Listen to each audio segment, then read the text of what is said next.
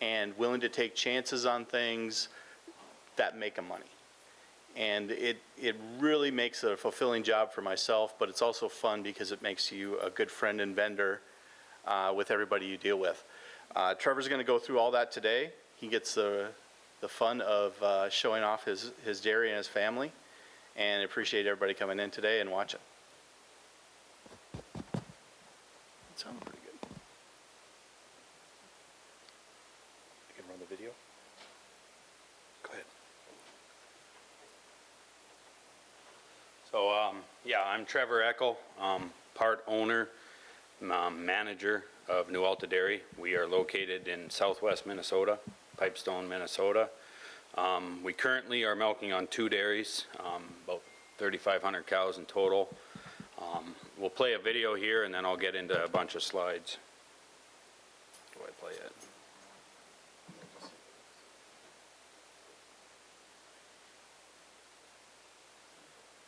Scotty, how do I do this? Old-fashioned way? Yeah.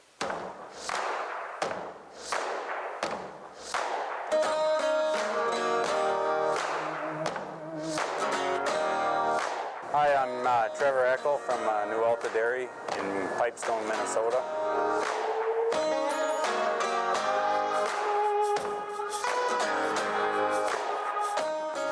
John and Berlinda moved from the Netherlands in 1989, my in-laws, and they actually purchased my parents' dairy at that time. My dad was moving to his home farm. So I've known John my whole life.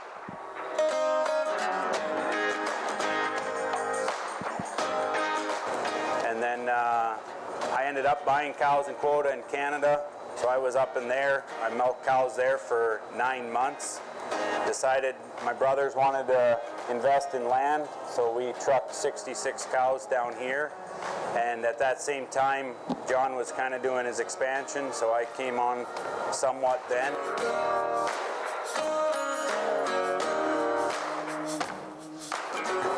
So I worked here and then ended up starting to date the farmer's daughter.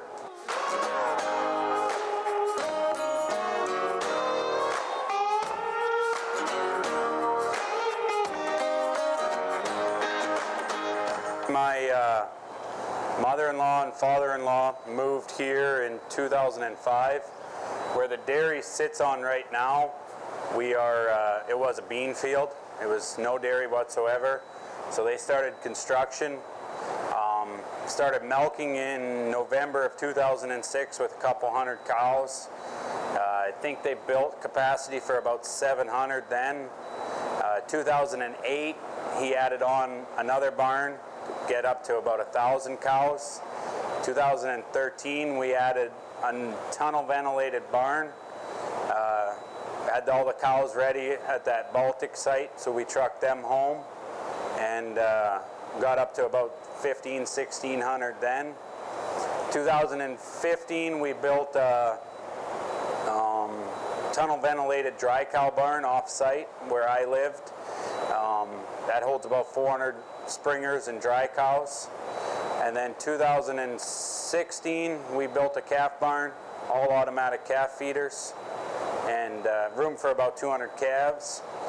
2017, I believe we finished off the tunnel barn to get us up to about that 2,200 cows. 2019, we did a manure sand separation, switched from manure solids to sand at that point. And then in 2020, we built a tunnel ventilated barn to have 500 more cows. So every year we've kind of done some expansion and growth. So we built this, we went in August of 2020. This is our first steel building that we built. Reason we went with steel was when you're tunnel ventilating, we wanted to get the roof so low. We looked at a couple other local barns. We really liked how they looked. So we decided to try one. I think going forward, it'd be very hard for me to build a wood structured tunnel ventilated barn. The I think over the barns that we've built, this is by far our barn we're the happiest with. Our feed nutritionists wish we would put fresh cows in, but we went 6-row for late lactation cows. So it's kind of, I think it's one of our best barns we built.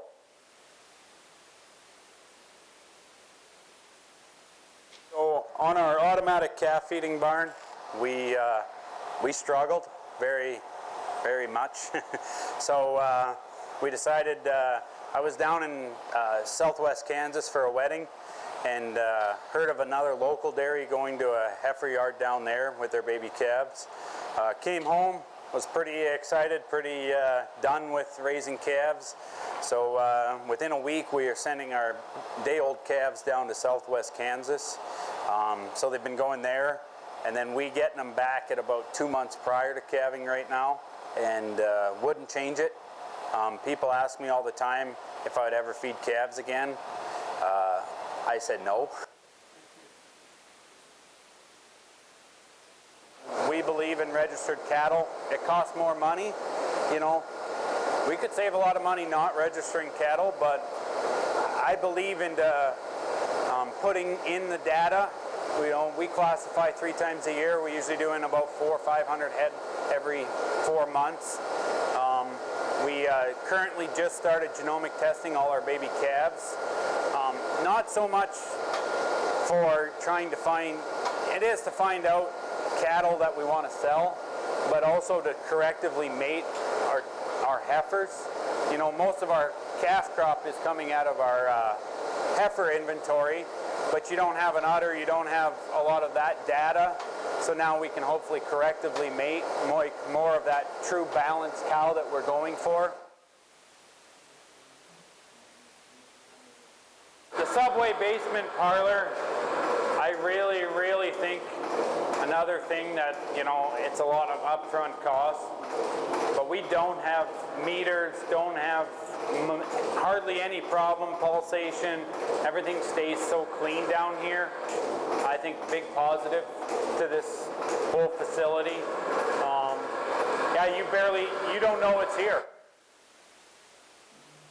The reason we put in sand was because our somatic cell was way too high. We had a lot of toxic mastitis. And number one is cow comfort. I think manure solids are comfortable, but with sand we have a lot more traction, which sand, it did wear our feet out and we had a learning curve there. And it's hard on equipment, but overall our cows, we're probably 150,000 somatic cell less than when we were on manure solids, and way less toxic mastitis as we deal with. You know, on the consumer side, it's going to be sustainable. It's going to be, I think, one of the words that we're going to become very familiar with. I know Hager Pierce brought it up. You know, manure digesters, I think that's going to become a thing in here very soon, just being more green. BST, you know, it's gone. They didn't want it. We adapted, we changed. You know, I think we've seen a reduction in milk a little bit, but through the dairy industry we found ways to gain it back, and I think for the better. I would like to see in the future, you know, more opportunities for us to find different ways to use our milk, you know, in consumption and just overall promotion. You know, we got to promote our product better.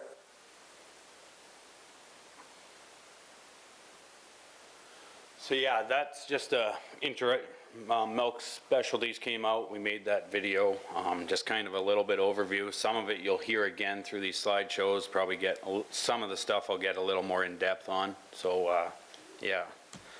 So this is the family. The two on this side, that's Ian, John and Berlinda's youngest son. He came back to the farm 2 years ago. He does a lot of the maintenance and planting, harvesting. We started doing our own harvesting, chopping corn, hay here 2 years ago. So when he was coming home, that's kind of, we decided to get into that. That's more his area and it works. And then his girlfriend's on this side, She goes to South Dakota State University for manufacturing. So yeah, we'll see what happens there. And then it's me and my wife, and in that picture we have 3 kids.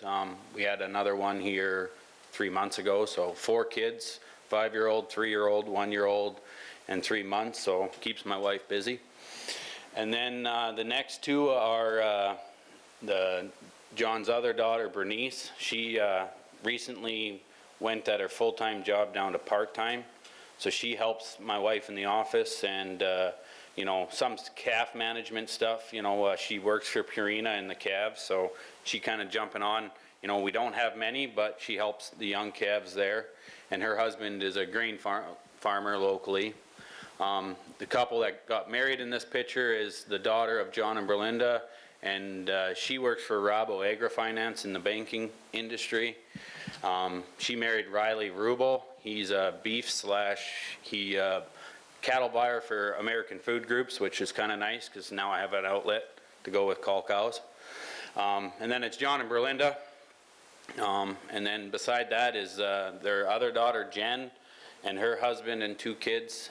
They dairy farm about an hour north of us. They milk, I think, 1,500, somewhere in there. That's how many cows they milk. So, and John, you know, he probably for a 59-year-old, he'll outwork anybody.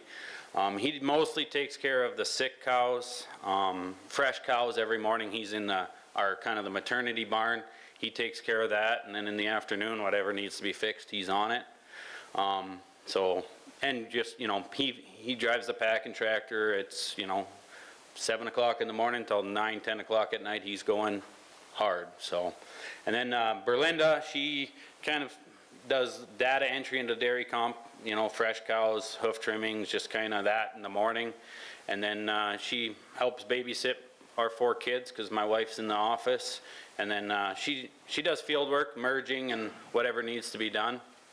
And then me, I take care of the herd health, you know, the reproduction, kind of the back part of the barn where, you know, the main cows, you know, not so much the maternity area, all the repro, all that. And then we purchased another dairy here 4 months ago, and I kind of oversee that. And then, yeah, my wife, she does, yeah, mostly office work, paying the bills, making sure we're not spending too much, and going from there. And then, yeah, Ian I talked about, and Bernice I talked about, so. So this is our site. This kind of when we built, or somewhat time frames. Like it said in the video, this was a bean ground, you know. So my father-in-law, he moved from the Netherlands in 1989 to Canada, central Alberta, and he milked cows there for 15 years, and he wanted a challenge, so they moved down here, started in 2006 milking. It was those 2 barns on that side that he started with, and then built this one in 08, finished off this half. And then it wasn't in the video, but we had rented a facility in South Dakota, could hold 400 cows. So we were there for 2 years. We only milked pregnant 2-year-olds there. So we did that. And then when we built half of the tunnel barn, we brought them all home at that time. So we were full capacity.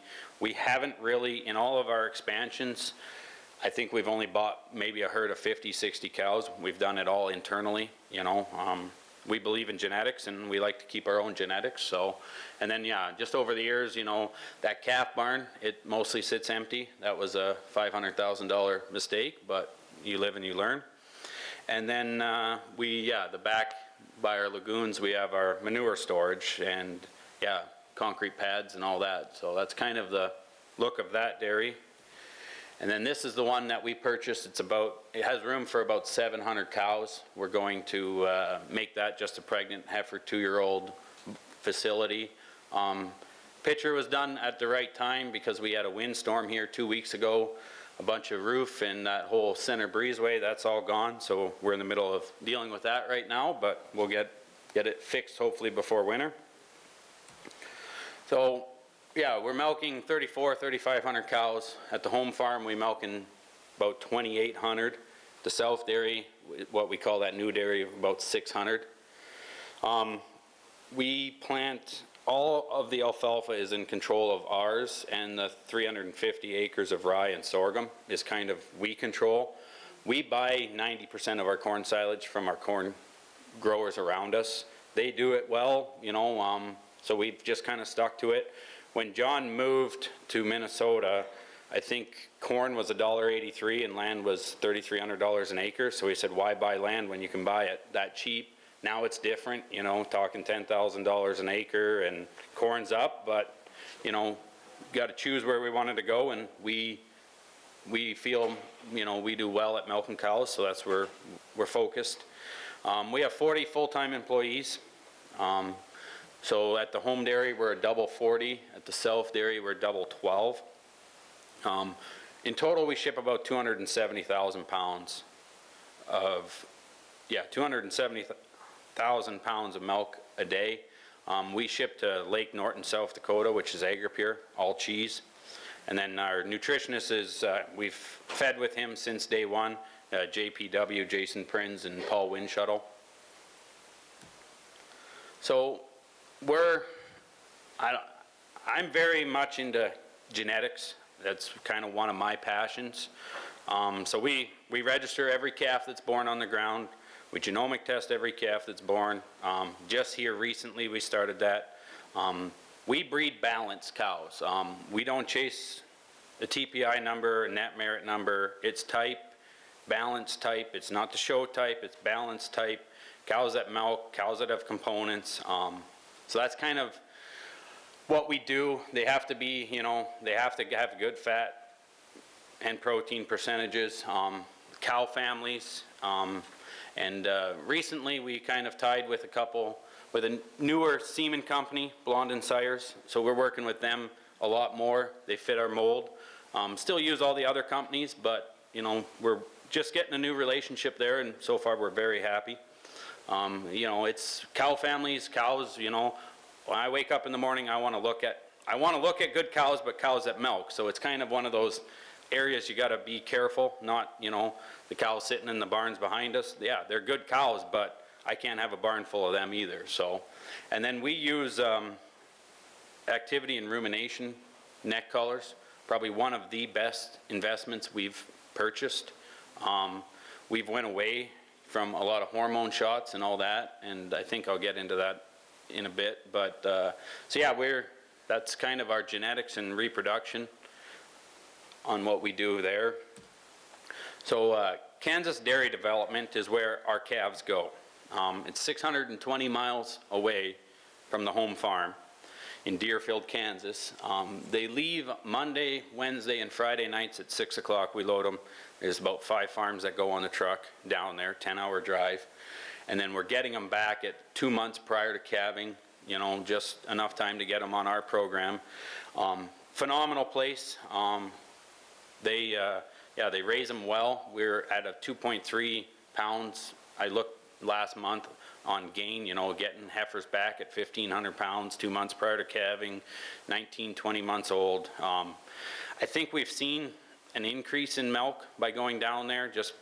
We couldn't manage our calf barn. It was just not working. We were 25% death loss at some times, so now we're back down there 2 to 3. It's just money for us, you know, and it made so we could focus more on our milking herd, and they're such a large lot, they can focus on the heifer program better than we could. So that's why we kind of went that route, and so far we're very, very happy with, you know, there's always challenges, there's always, well, why is this or that, but we wouldn't change it. I'm very happy. So manure management, lagoons, we're probably getting into more and more cover crops. I think it has helped our,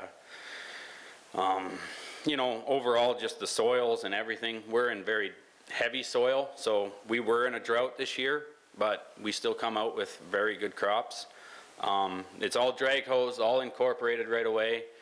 So that, and then, we switched from manure. We were shavings, we went to manure solids, and now we're sand. With our dairy tech system, we're reclaiming 90 to 95% of our sand, and we're reusing it in the free stalls within I would say 10 days, 2 weeks is what we try. When we did that, we went down about 150,000 in somatic cell.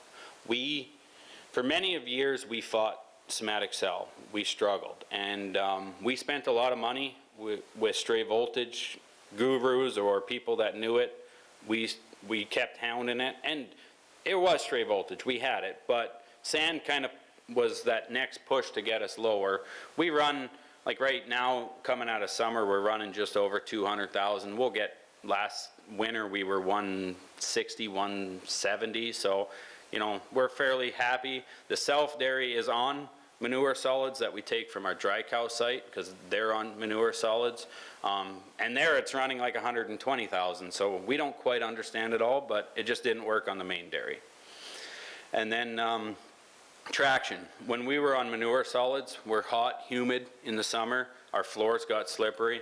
We were average probably 17 to 20 cows, they would just break their legs. Nothing you could do about it, just slippery. So the sand has helped there, but we have a lot of thin soles. You know, it's kind of, so we rubbered a whole bunch of our barn, and you know, it's kind of, if it's not working, we try to invest and fix what the problem is very fast, because you know, we want to do what's right for our cows. We're cowmen, so that's why, you know, we went to sand. So that's kind of one of the gists of it. So, and then the next big thing that we have coming is we are putting a manure digester in next year. There's a company in our area, they're doing a few more. AgriPure, our milk processing plant, sent out a survey here this summer wondering, and we're going to have it's a sustainable or something like that audit. They want us to be more sustainable, environmentally friendly. So it kind of tied into the right time that we were approached with this. It's adding extra money into our pockets every year. So with Dynamic out of Wisconsin here, we're going to, I think spring of next year, we're going to be putting in a digester. So we'll see how that goes, but I'm pretty excited. It's one of those, you got to change with times. You can't be the first one, but you can't be the last one to try something. So we're doing that. So yeah, what we grow: corn, alfalfa, a cocktail mix, which is sorghum, Sudan grass, and ryegrass and clover. This is the second year we've done it. We're still trying to figure it out. So far, very happy with it. We are in the middle of discussion about maybe even quitting altogether alfalfa and going to a corn silage, cocktail, sorghums, all those. They're more digestible. And we talk about it all the time. You know, we don't grow BMR corn silage because we got to buy from corn growers, and they don't like the sound of BMR. So we got to, you know, we got to stick to the other stuff. So we, you know, this year we planted 4 different companies, trying to get our 30-hour NDFD on our corn silage as high as we can without going to BMR. So you're looking at that number, and then we come in with 15, 20 pounds of haylage, and that's numbers lower versus the cocktail mix. So we decided to, you know, it doesn't have as much protein, but I can feed more of it. It's more digestible. So this winter, I hope to do kind of a 2-pen comparison, and that might put the icing on our cake that we quit alfalfa. There's no winter kill. The cocktail mixes and the fall rise, we can put more manure on because they utilize it. We'll pump 50 million gallons of manure this year, and every time I still got to pay the fertilizer guy to come and fertilize my alfalfa, which it just doesn't make sense to us anymore, so we're looking at it. And then, yeah, what we bring in is we buy all our corn, all the soybean meal. We were worried this year about corn silage because we were so dry, so we bought in beet pulp, and we have a big corn silage pile, and we have a lot of beet pulp, but we'll feed through it fast. And then we just started here a year ago feeding dried distillers, low-fat dried distillers, and so far very happy. It seems we actually probably picked up some milk by feeding it.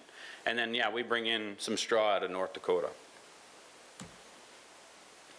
So yeah, this is, component, we're in a cheese market where we live, so we push components. Yeah, we have only 4 different rations.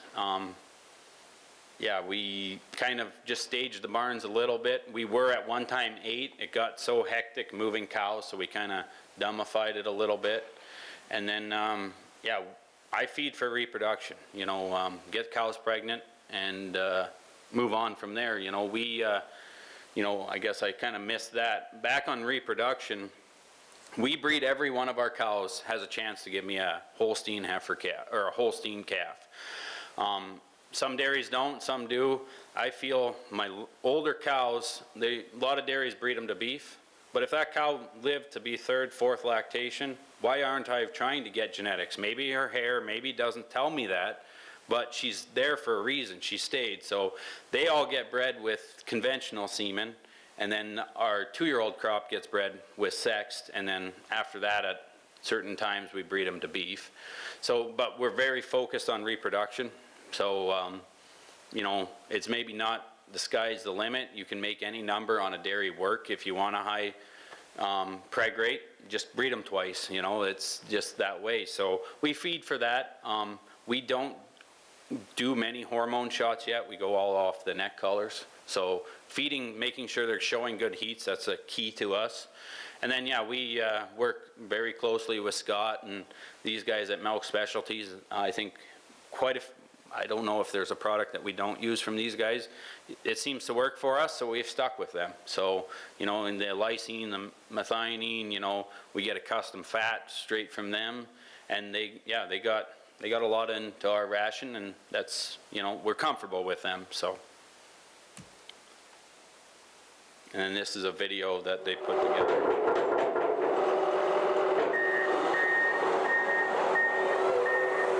Jacob and I work together on a dairy. We come here every week, walk the cows. We look at the computer to get intakes, find out what they're eating. Jacob does a lot of feed samples. He'll pull corn silage, haylage. After we're done looking in the office, we'll go out in the barns, walk through pens, look at manures. And then on fresh cows, we are looking at dry matter intake in the first like 14 days, 0 to day 14. And on this farm, there's actually 4 different rations that we're running. It'd be on the milking cows, a fresh cow, a high heifer, and then a late lactation cow. And the late lactation cow, we're trying not to get them fat so that they have problems when they come back in fresh. And then we're doing a lot of home-raised forages. So this farm does a lot of barley, trip, sorghum, trying to produce as much feed on their farm that they can without buying too many off-feed or commodities on this dairy. Off-farm feeds. Yeah. And they got kind of a unique commodity bay where they can drive the mixer wagon down through. We'll show you here in a little bit. It just makes it a lot more efficient for Matt. And then the silage is out back. They scrape all the silage down, which we will go and pull samples in a little bit. And then the haylage pile is on the corn silage bay, just to keep more stuff on cement. In this bay, we have the late mix that comes from the mill in town that's designed for all the cows. 180 to 200 days in milk and over. Pregnant cows, a little bit less you call the goodies in this mix, and kind of cheapen it up and save a little bit of cost. And then we got the distillers.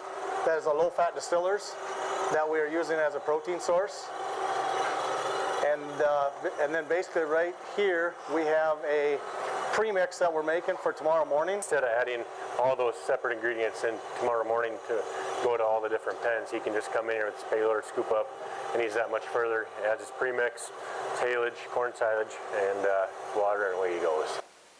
He's got all the liquid is here, so when he's making his premix that you've seen right there, he's got the mixer right back in here, dropped down. It's dropped down about 4 feet, so it's a lot easier to dump in. You don't have to have your bucket up so high, and then the liquid dumps right in. So he blends that, dumps it out here, pushes it in that bay. So then tomorrow morning when he comes back to feed, he basically has got his haylage right there he dumps in. He's got his corn right there that he dumps in. He's got his, basically in here will be the distillers, the high cow mix, the fat, the molasses, and it all goes back to efficiencies that Trevor has touched on quite a bit.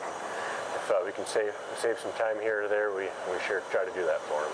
So. It's saved by doing the premix. It's a little more time in the afternoon, but it'll save us over an hour and a half during the day for mixing.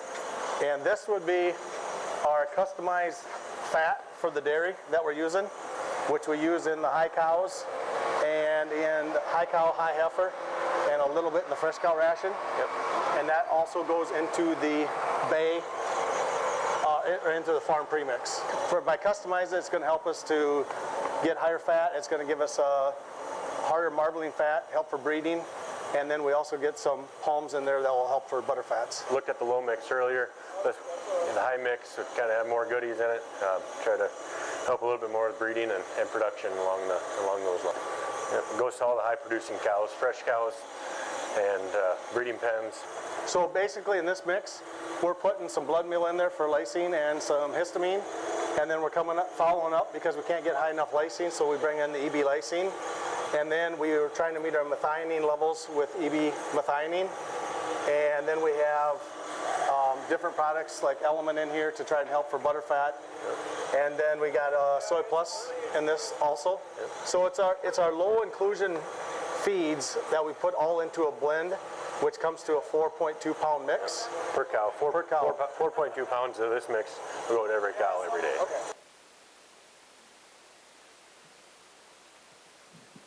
So yeah, that's kind of, our nutrition side there, and that's kind of what I had to present a little bit on, with Milk Specialties and what we're kind of all about down in southwest Minnesota.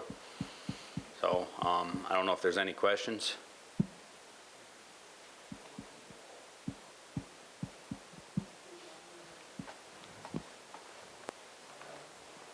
I just want to ask you, premix, you got liquid, you said? Yeah. So how do you keep from heating it? What's Yeah. we did that, California, we did that, couldn't do it, I'm just kind of curious in Minnesota. Yeah, it's more of a ethanol corn-based syrup, so we've never had an issue with it overheating. There's just a lot of, it's sugar, it's pretty thick and sticky, but we've never had that issue. Sometimes, like my feeder, he'll get kind of like before the weekend, he'll make 2 or 3 extra so that he doesn't have to, and we haven't had any issues with it heating up. It's, we did it for efficiency, but instead of dumping in too much soybean meal on one load, if you do it in that premix, it's not making that whole load way out of balance. Just that, and he can go in and he grabs one bucket, dumps it, and goes.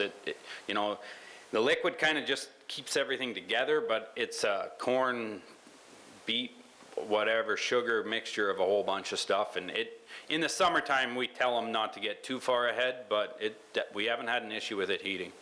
So.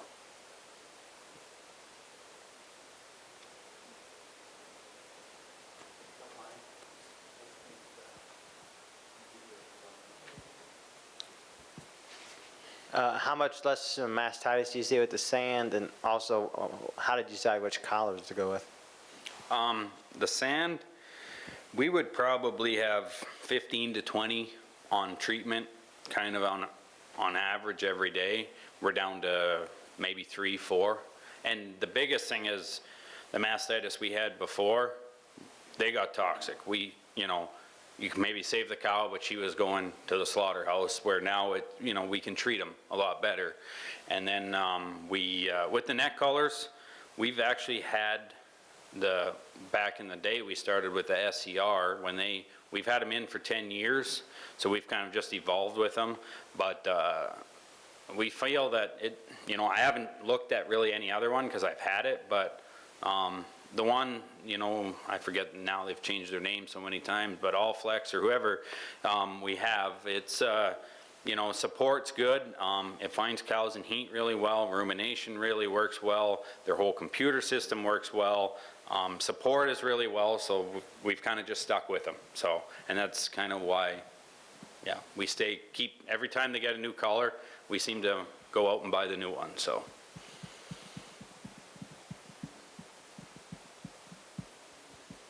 Tell me about your water jar up there. Oh yeah, forgot about that, sorry. So another thing we've done is we've struggled with water quality. Our lines would plug, everything. So I have a jar here.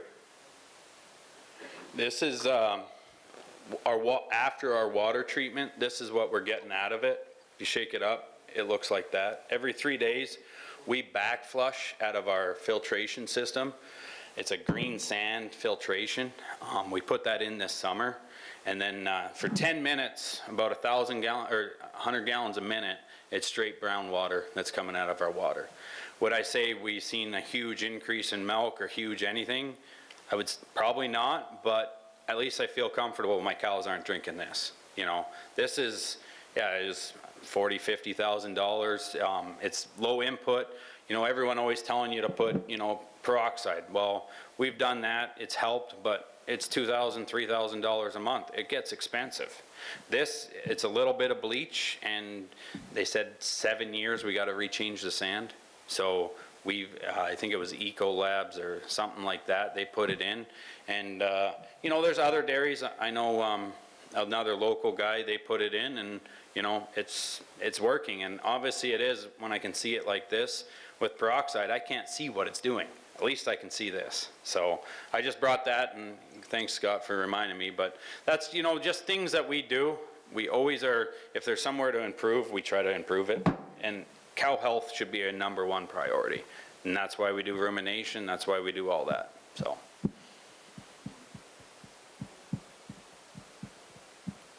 Scott. Have you had that checked to see what's in the water? Yes, so this is full of iron and manganese. They cannot take sulfates out, but iron and manganese they can take out. So, and it's very, yeah. So we were very high, you know, our water lines would plug really fast. Our plate cooler, we'd have to do a special wash every couple months, or else I wasn't getting cooling anymore. So that's why we put it in, and we're actually only treating half because we have 3 wells. So we're in discussion of putting the last well we're going to do now too, because we see the, you know, so that's why we're going to do it. So.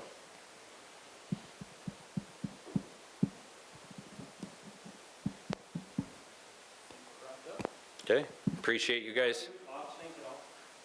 We use off-sync when they're at 90 days. And with the neck collars, we're about 90% of our cows are bred before 90 days without a shot. So then at 90 days we enroll, we do a cedar sync at that time, and that's it. 90 days, or 50. We start at 50 to 90, we don't do anything to them. And we're catching 90% of our cows with a neck collar. So we were double off sync 2 years ago. And then, you know, we kind of said, well, you know, you're spending all this money on hormones and you have the neck collars. Like, let's do something. So I talked to the All Flex guys, and, you know, they said, well, why don't you go in at 50 days and give a lute shot, and then at 70? I said, yeah, but I'm always going to wonder if I can go away from everything. So I said, let's just go away from everything, go 90 days, and if I'm not finding enough percentage of cows at 90 days, then I'll come in with a lute, because, you know, it's coming down the line is hormone shots and all this. So we decided to try that. We did a trial, or kind of tried it out, and said, well, we can always go back to hormone shots. So we did it, and yeah, it's 90, 85%, 90 cows. We don't have to give a shot, you know, it saves labor. So that's why, back to the neck collars, you know, that system has always worked for us. So that's why we stuck with it, so.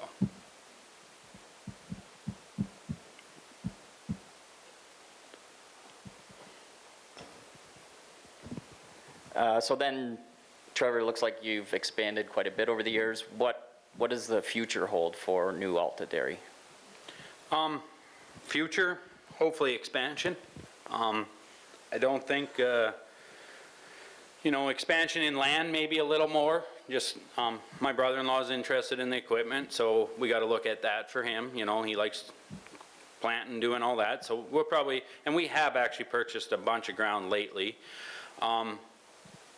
My goal is 5 to 10 years, we're building another dairy, growing, genetics.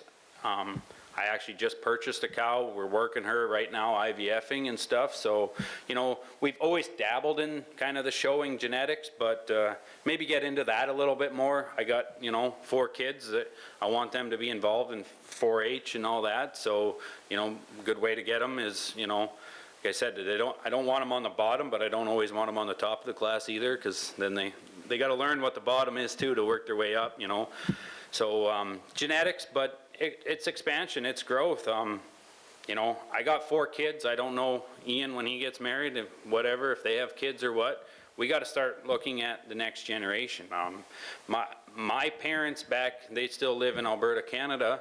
I have all 3 of my siblings at home, and I got a lot of nephews and nieces all wanting to farm, and that's, you know, that should be the goal. So we got to be able to make it so that they can, if any of our kids want to come home, we got to make it so that they can, you know.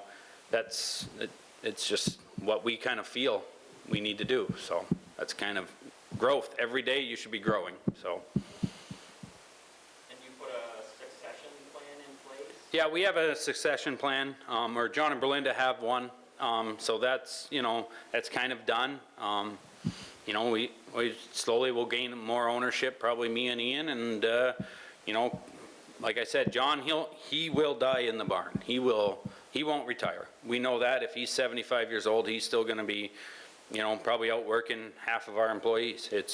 He's go, go, go all day long. You know, I said, hey, you wanna come to World Dairy Expo? No, you take care of it. He wants to stay at home. He's, you know, but he's good. He loves to work, and, you know, so, yeah, it's just a matter of succession. Just make sure that we can pass it on, and that's kind of the goal, so. You're all class 3 pricing, I suppose, because Yeah. why Holstein? What's that? Why Holstein? Why Holsteins? Well, if you would ask me 2 weeks ago, I would have maybe told you a different. So we've always done, I don't know, kind of always, you're doing calculations, you know, you're cowman, but you got to be in the office making sure you're doing what you're doing. When we were shipping before, it's still volume. It's pounds of fat, pounds of protein, you know. So a Holstein milking 85 pounds, and, you know, we were 3.9 last year as an average with a 3.2 protein, you know, 85, 90 pounds. You can ship a lot of pounds of fat and a lot of protein. Now, 2 weeks ago, we got a letter saying they're changing how the volume thing is working. It's on more of a protein, more complicated, but so now we'll see. But Holstein, you know, I guess my heart still lays with the Holstein cow.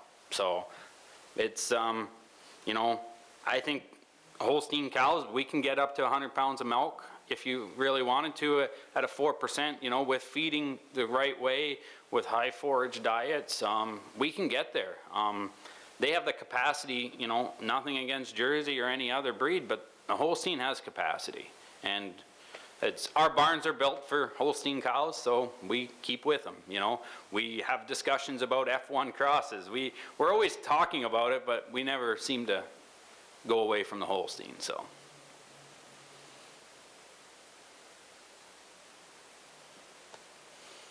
Okay, appreciate it, guys.